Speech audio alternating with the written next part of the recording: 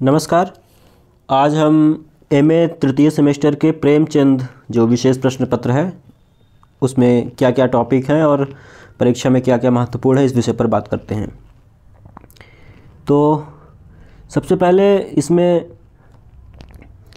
जो प्रश्न पत्र की यूनिट्स हैं, 5 यूनिट में ये पूरा प्रश्न पत्र बटा हुआ है। पहली यूनिट का नाम है प्रेमचंद युगीन प्रवृत्तियाँ या परिस्थितियाँ, प्रेमचंद का व्यक्तित्व एवं कृतित्व।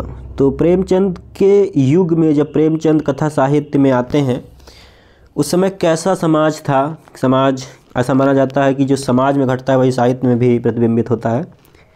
तो समाज कैसा था, उस समय के जो लेखक थे वो किस तरह का लेखन कर रहे थे, इस विषय में हमें जानना है। प्रेमचंद का निजी व्यक्तित्व कैसा था इसको जानना है और उन्होंने क्या क्या लिखा है इसको समझना है। पहले यूनिट के अंतर्गत ये बातें हैं। तो और दूसरे यूनिट में दरअसल सोजे वतन जो 1908 ईस्वी में एक कथा संग्रह आता है, इसके बारे में, इसमें 5 कहानियाँ हैं टोटल, इसके बारे में समझना है।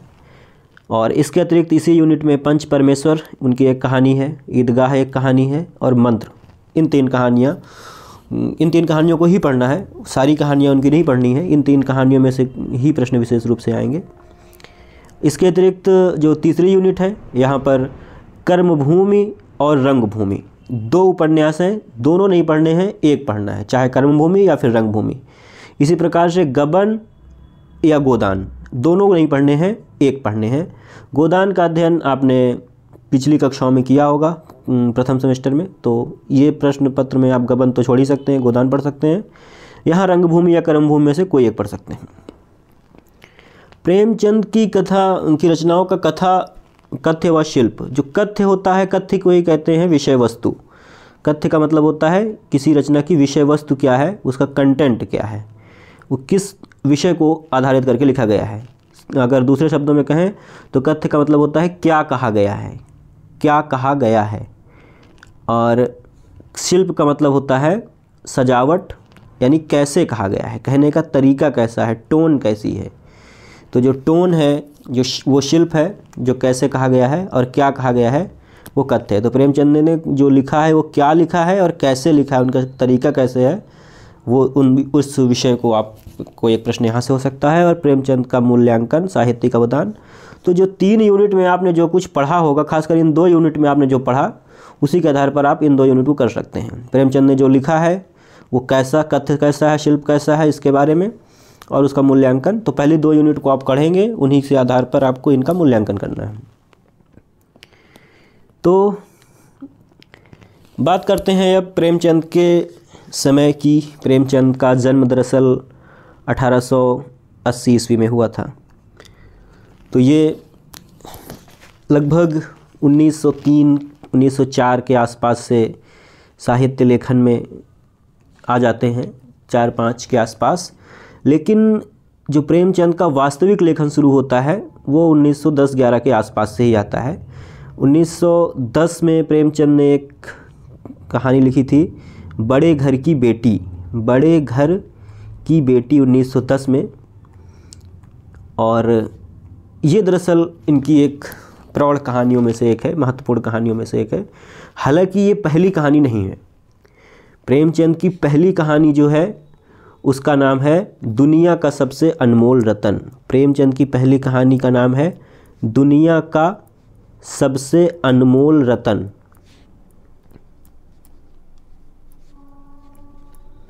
और ये 1907 ईस्वी में कानपुर से प्रकाशित होने वाली एक पत्रिका थी जिसका नाम था जमाना। तो जमाना पत्रिका में ये छपी थी। कानपुर से प्रकाशित होती थी एक पत्रिका जमाना। 1907 ईस्वी में कहानी छपी थी दुनिया का सबसे अनमोल रतन। इसकी भाषा थी उर्दू, हिंदी में नहीं थी, उर्दू भाषा में ये छपी थी। अब ये दरअसल प्रेमचंद के युग के विषय में समझने के लिए प्रमुख बात हो गई। हम ये भी देखें कि प्रेमचंद जब 1907 ईस्वी में ये कहानी लिखी गई, इसके पहले कुछ कहानियाँ उसी दौर में लिखी गई थीं, उसी के आसपास लिखी गई थीं। जैसे चंद्रदेव से मेरी बातें नाम की एक कहानी आती है, और एक टोकरी भर मिट्टी 1901 में लिखी जाती है। इंदुमती नाम की एक कहानी लिखी जाती है। उन्हीं सब के आसपास हम इस कहानी 11 वर्ष का समय नाम की कहानी एक लिखी थी रामचंद्र शुक्ल ने।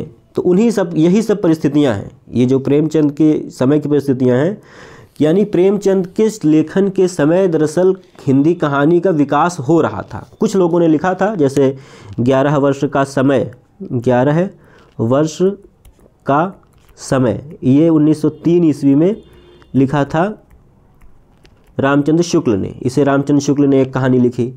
इसी प्रकार से इंदुमती नामक कहानी 1900 ईस्वी में लिखी गई थी किशोरी लाल गोस्वामी द्वारा। और एक टोकरी भर मिट्टी नामक एक कहानी लिखी गई थी। एक टोकरी भर मिट्टी, और ये कहानी लिखी गई थी 1901 ईस्वी में माधवराव सप्रे द्वारा। माधवराव सप्रे। तो ये प्रेमचंद के कहानी लेखन का एक समय है, जो उन्होंने परिस्थितियां हैं कि इस दौर में हिंदी कहानी शुरू हो रही थी। हिंदी कहानी अभी प्रौढ़ नहीं हुई थी। हिंदी कहानी अपने संघर्ष के दौर से गुजर रही थी। अभी कहानियों का दौर शुरू ही हुआ था, कुछ दिनों पहले ही शुरू हुआ था, बहुत लंबा समय अभी बीता नहीं था। तो इसी आधार को हम अगर एक सामान्य भावभूमि की तरह देखें तो हम ये देख सकते हैं कि जो प्रेमचंद का दौर है वो शुरू कहाँ से होता है। प्रेमचंद का दौर शुरू होता है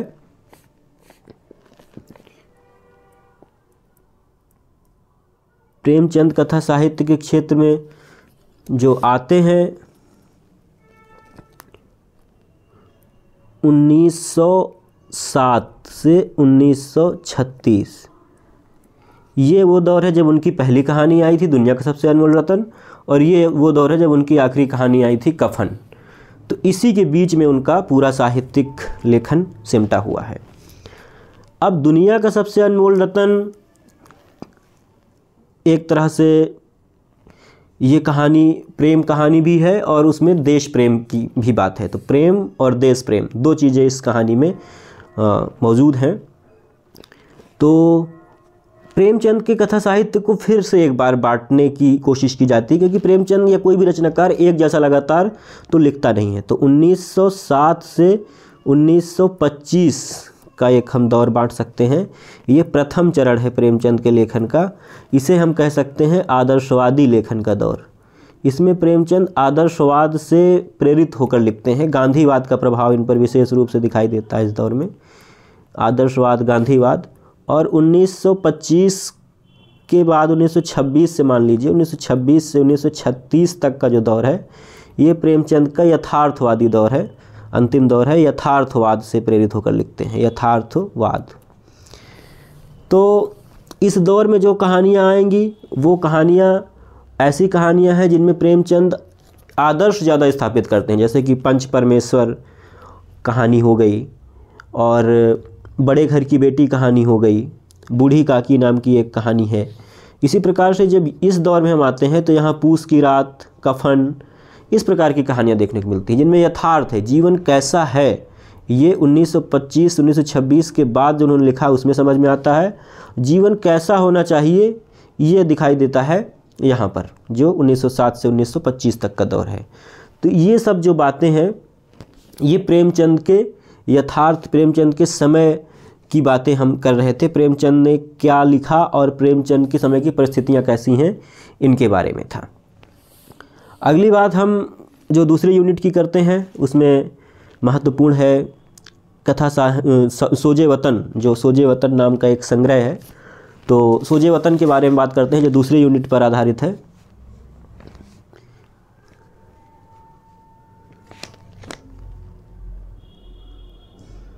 तो सोजे वतन दरअसल ये 1908 में प्रकाशित हुआ था। एक संग्रह था, कथा संग्रह था, कहानी संग्रह था, उर्दू में लिखा गया था, और इसमें कुल 5 कहानियाँ थीं। कहानियाँ इसमें 5 थीं। एक कहानी जो मैंने बताया वो थी दुनिया का सबसे अनमोल रतन। दुनिया का सबसे अनमोल रतन। एक कहानी इसी में शामिल थी, उसका नाम था शेख मखमूर। शेख मखमूर। एक कहानी इसी में आगे शामिल है जिसका नाम है यही मेरा वतन है। यही मेरा वतन है। और एक अन्य कहानी इसी में शामिल है जिसका नाम है शोक का पुरस्कार। शोक का पुरस्कार। तो शोक का पुरस्कार। इसके अतिरिक्त एक कहानी और, जो पांचवी कहानी और अंतिम कहानी है, सांसारिक प्रेम और देश प्रेम। तो सांसारिक प्रेम और देश प्रेम। सांसारिक प्रेम और देश प्रेम। अब दरअसल ये जो 5 कहानियां हैं ये सोजे वतन में हैं। सोजे वतन कुछ लोग मानते हैं सितंबर 1908 में छपा, कुछ लोग मानते हैं कि ये जुलाई या अगस्त 1908 में छपा, लेकिन ज़्यादा प्रामाणिक स्रोत सितंबर के आसपास ठहरता है। बहरहाल 1908 महत्वपूर्ण है। 1908 में ये संग्रह छपा था, 1907 में वो दुनिया का सबसे अनमोल रत्न कहानी पहले ही छप गई थी।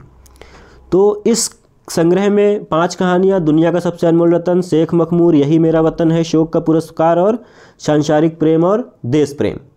तो दुनिया का सबसे अनमोल रत्न और यही मेरा वतन है, 2 कहानियों को अगर आप जान लें तो आप जान सकते हैं कि इसमें मूल है क्या। दरअसल सारी ही कहानियों का दुनिया का सबसे अनमोल रत्न है, इसमें 3 रत्नों की बात की गई है। और दरअसल एक नायिका है जो अरब कंट्रीज़ की तरफ की ये कहानी है। दरअसल दिलफरेब नाम की एक महिला है और दिलफिगार नाम का एक युवक है। तो दिलफरेब के पास जाता है दिलफिगार और उससे प्रेम का निवेदन करता है, और वो महिला उसको कह देती है कि तुम दुनिया का सबसे अनमोल रत्न लेकर आओ तो मैं तुमसे शादी कर सकती हूँ, क्योंकि वो मल्लिका है, राजकुमारी है एक, या राजकुमारी रानी है दरअसल एक राज्य की। दिलफिगार चला जाता है और सबसे अनमोल रत्न की खोज में, क्या सबसे अनमोल रत्न हो सकता है, इसकी खोज में निकल जाता है। अंततः उसने देखता है कि एक काला चोर नाम का व्यक्ति है जिसे फांसी दिया जा रहा है, और जैसे उसको फांसी देने जा रहे हैं तो अंतिम इच्छा के रूप में कहता है कि मुझे सामने खड़े एक बच्चे को एक बार गले लगाना है, क्योंकि वो सोचता है कि मैं भी कभी ऐसा ही छोटा था, निष्पाप था, और दुनिया को इतनी बेरहमी से मैंने दुनिया के साथ बर्ताव किया इस समय में, तो अपने पश्चाताप के लिए उस बच्चे को एक बार गले लगाना चाहता है। तो उससे जो आंसू निकलता है काला चोर का, उसे कलेक्ट करता है यहाँ पर जो दिलफिगार होता है, और वो चला आता है दिलफरेब के पास और कहता है कि यही सबसे अनमोल रत्न है दुनिया का। और वो नायिका कहती है कि हाँ ये सबसे अच्छा तो है, लेकिन इससे भी अच्छा कुछ और है, और भी कुछ है जो इससे भी अनमोल है, और उसको वापस भेज देती है कि तुम फिर एक बार प्रयास करो। तो एक बार में वो काला चोर का आंसू ले आता है, दूसरे बार में वो फिर निकलता है और इस बार वो खोज करता है। तो फिर खोज करते करते वो पाता है कि एक जगह चंदन की लकड़ी से चिता बनाई गई है, उस पर एक युवक लेटा हुआ है और उसकी पत्नी जो कि जीवित है, पति की मृत्यु हो चुकी है, वो चिता पर लेटा उस पत्नी की गोद में सर रख देते हैं उसका, और अचानक ही चिता पर आग लग जाती है और वो पत्नी और वो पति दोनों ही उसमें जलने लगते हैं। दिलफिगार को लगता है कि यही दुनिया का सबसे अनमोल रत्न है जो इसकी राख है, और उस राख को वो कलेक्ट करता है, ले आता है। इसके बावजूद वो कह देती है कि ये भी बहुत अच्छा रत्न ले आए हो, राख इस चीज़ की है, लेकिन इससे भी अनमोल कुछ और भी है। और एक बार फिर से वो वापस जाता है, हताश हो जाता है कि शायद अब कुछ नहीं मिलेगा, लेकिन उसे एक कोई पारलौकिक शक्ति के रूप में किसी से मुलाकात होती है, एक बूढ़े व्यक्ति से, और वो बताते हैं कि तुम पूर्व दिशा में जाओ, एक देश है जिसका नाम हिंदुस्तान है, तुम्हें वहाँ मिल सकता है सबसे अनमोल रत्न। और जब वो वहाँ से जाता है तो देखता है कि एक युद्ध भूमि में व्यक्ति लेटा हुआ है, घायल है, और उसी व्यक्ति से वो पूछता है कि तुम यहाँ क्यों हो। तो वो कहता है कि तुमने आज मेरे युद्ध का कौशल नहीं देखा क्या। और दरअसल वो मृत्यु शैया पर लेटा ही है, वो मरने ही जा रहा है, तभी उसके शरीर से जो आखिरी खून निकल रहा होता है, आखिरी कतरा निकल रहा होता है, उसे वो कलेक्ट करता है और वापस लेकर आता है दिलफिगार के पास, दिलफरेब के पास, और बताता है पूरी कहानी कि देश की हिफाजत के लिए बहाया गया खून का आखिरी कतरा ही दरअसल दुनिया का सबसे अनमोल रत्न है। तो कुल मिलाकर इस कहानी का भावबोध ये है कि व्यक्तिगत प्रेम से अधिक महत्वपूर्ण देश प्रेम है। देश की हिफाजत के लिए बहाया गया खून का आखिरी कतरा ही दुनिया का सबसे अनमोल रत्न है। तो ये एक देश प्रेम की कहानी है। इसी प्रकार से यही मेरा वतन है कहानी भी देश प्रेम की कहानी है। इस कहानी में ये होता है कि एक व्यक्ति है, यही मेरा वतन है, जो अमेरिका चला गया है। वहाँ पर वो अपना पूरा परिवार बसाता है, एक जीवन जीता है। 60-70 साल की उम्र में उसे एहसास होता है कि एक बार अपने देश को देखना चाहिए। वापस आता है, जैसे अपने देश पर आता है, अपने गांव आता है, तो उसे लगता है कि सब कुछ बदल गया है, अब कुछ वैसा रह नहीं गया है। बहुत निराश होता है, उसे लगता है इससे बेहतर तो मैं अमेरिका में था, मेरे पत्नी बच्चे सब वहीं हैं।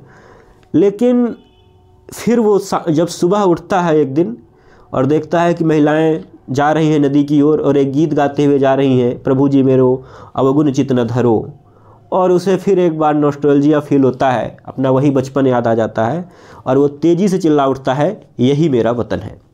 तो दरअसल ये कहानियाँ देश प्रेम को जगाने वाली कहानियाँ हैं। और उस दौर में ऐसा था, 1908 में चूँकि भारत परतंत्र था, अंग्रेज़ों का शासन था, औपनिवेशिक सत्ता के चलते उस समय के जो अंग्रेज़ सरकार थी, उन्हें ऐसा लगा कि अगर कोई पहला ही संग्रह इस प्रकार का लिख रहा है तो वो कितनी ही देशभक्ति की रचनाएं लिखेगा और लोगों को प्रेरित करेगा कि लोग उसकी कहानियों को पढ़ें और देश के लिए, आज़ादी के लिए जूझें।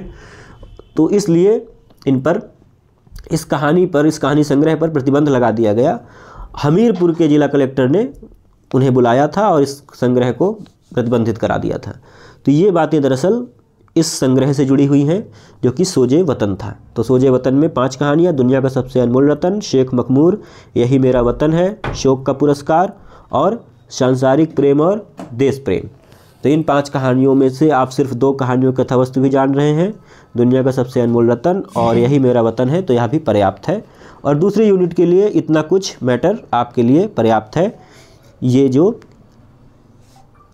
प्रश्न पत्र में कथा संग्रह के अंतर्गत सोजे वतन है, 1908 में ये जमाना पत्रिका में छपा था, ये महत्वपूर्ण जानकारी है। इसके बाद 3 कहानियाँ आपके सिलेबस में लगी हुई हैं।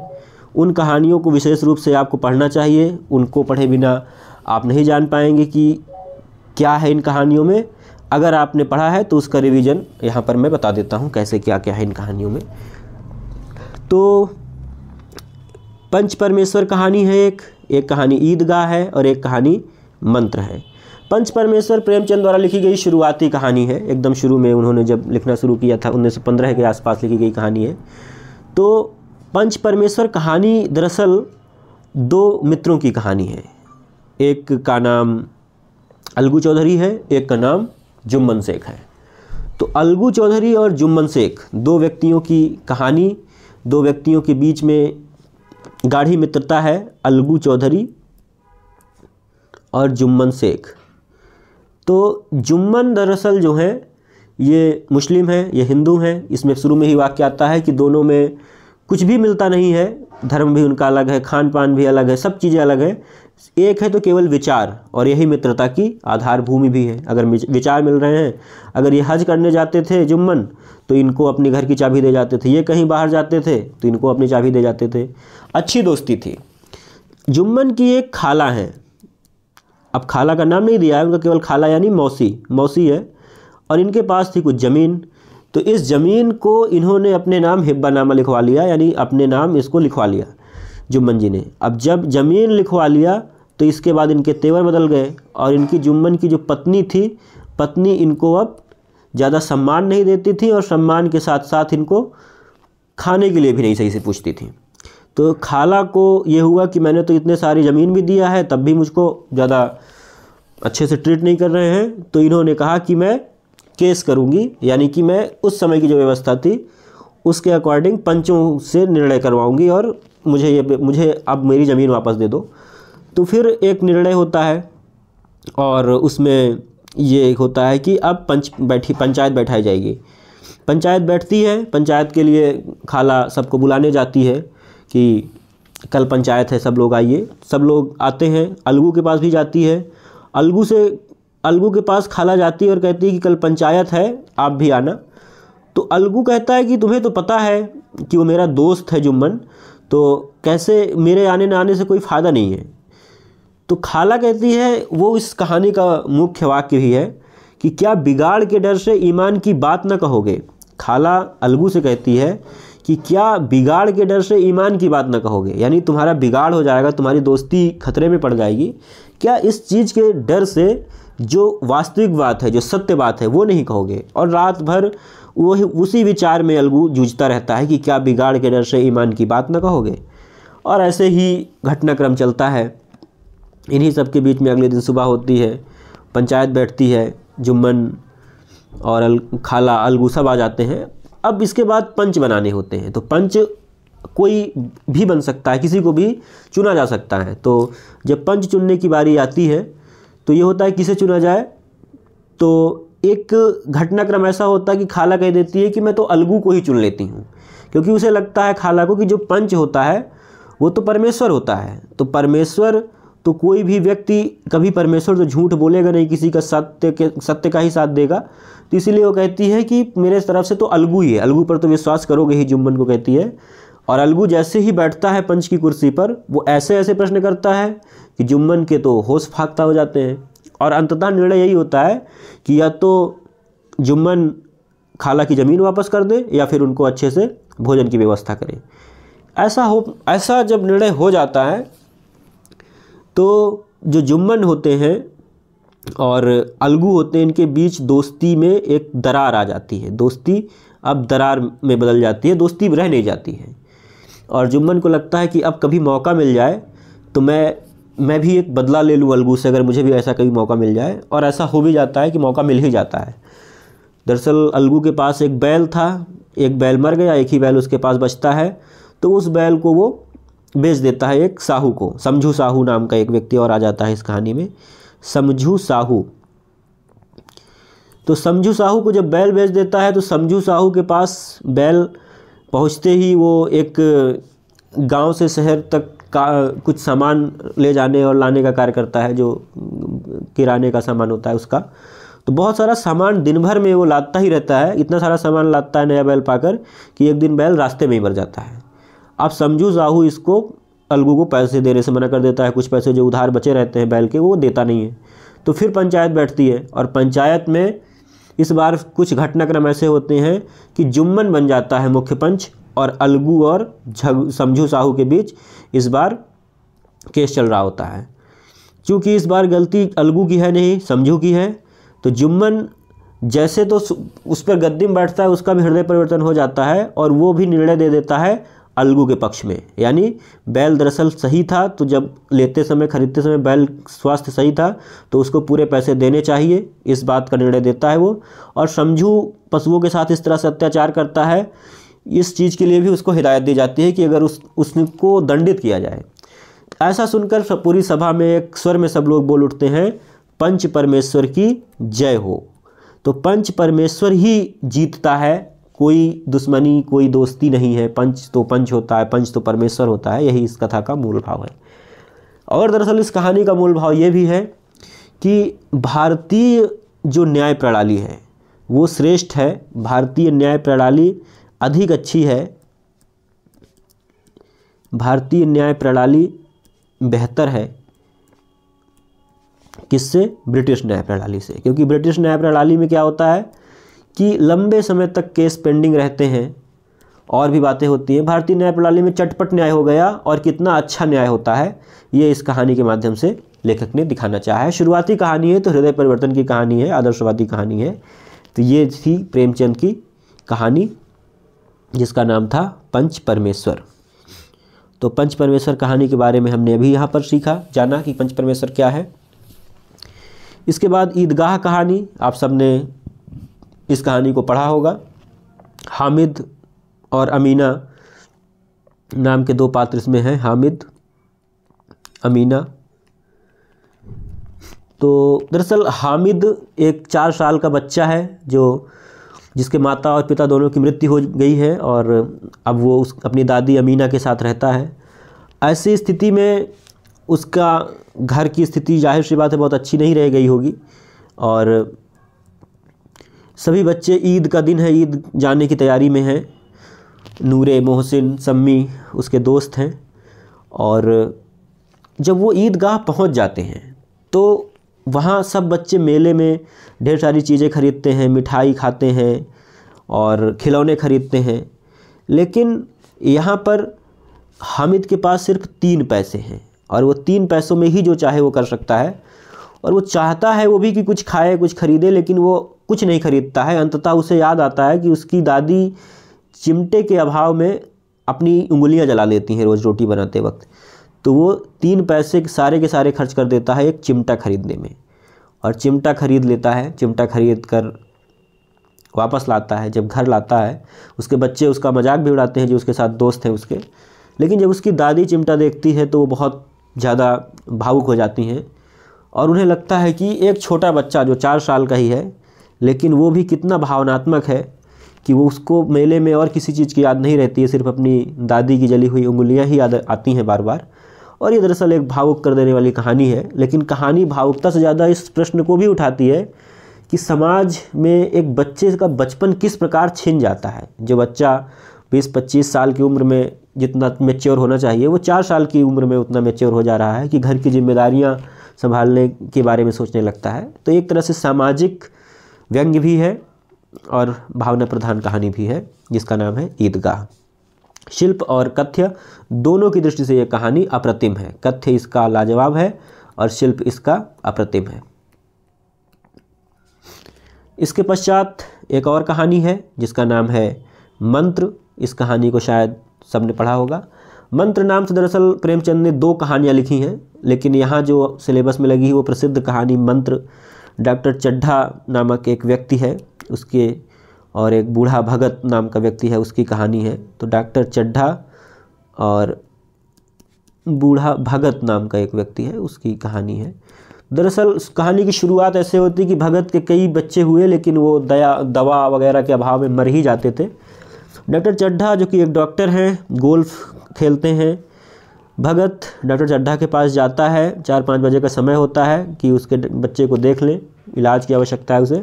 लेकिन डॉक्टर चड्ढा कहते हैं कि कल आओ, आज हमारे गोल्फ खेलने का समय हो गया है। और वो देखता रह जाता है भगत कि कैसे कोई इतना निष्ठुर हो सकता है, इतना भावहीन हो सकता है कि कोई व्यक्ति मर रहा है और उसको कह रहा है कि मेरे गोल्फ खेलने का समय। उसे विश्वास नहीं होता कि लोग ऐसे भी होते हैं, लेकिन दरअसल लोग ऐसे होते हैं। उसे पहली बार इसका अनुभव होता है क्योंकि वो गांव में रहा है जहां लोग छप्पर उठाने के लिए आते हैं, जहां लोग आधी रात में लोगों की मदद के लिए निकल आते थे। और शहर और गांव के बीच का जो द्वंद्व है उसको दरअसल इस कहानी के माध्यम से दिखाया गया है। शहर और गाँव के बीच की खाई को दरअसल इस कहानी के माध्यम से दिखाया गया है कि दोनों में कितना अंतर है। समय बदलता है, बहुत सारा समय बीत जाता है। डॉक्टर चड्ढा के बेटे का नाम कैलाश है और वो दरअसल जन्मदिन है उसका, और उसके जन्मदिन में बहुत बड़ा जलसा है, बहुत बड़ी पार्टी है। सांपों का शौकीन है, सांपों को रखता है, वो अपने घर में पाल के रखता है।